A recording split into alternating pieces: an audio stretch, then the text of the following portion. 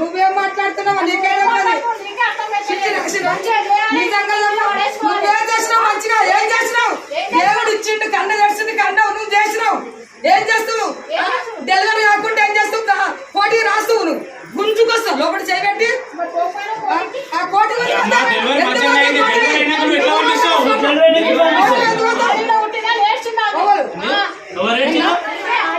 ఆడవిలో నేర్చాడు బుద్ధుడు ఎవడు ఎవరు ఏం మాట్లాడుతున్నావు? నువ్వు డ్యూటీ సక్కగా అయిపోతే తప్పు ఉంటే తప్పు ఒప్పుకో. అమ్మలా నా ఇంట్లో 10 మంది నా బిడ్డలు నా కొడుకు బిడ్డలు పెట్టారు.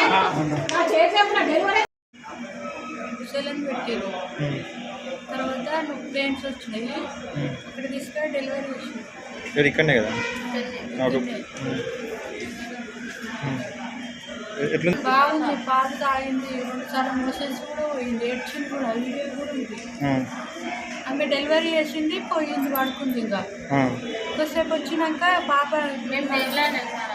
దొరకలే. ఆమె ఏడం చెప్పొద్దు అమ్మాక అంటుంది వచ్చి, నువ్వు పడుకున్నావు కదా అని అంటే అప్పుడు వచ్చి ఇప్పుడు వచ్చి పిల్లల హాస్పిటల్కి తీసుకెళ్ళండి, జంకడం మంచిదని తోలిచ్చింది.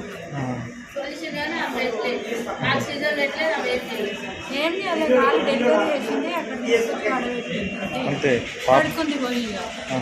ఏం చూడలేదు, 1500 అది తీసుకుంది.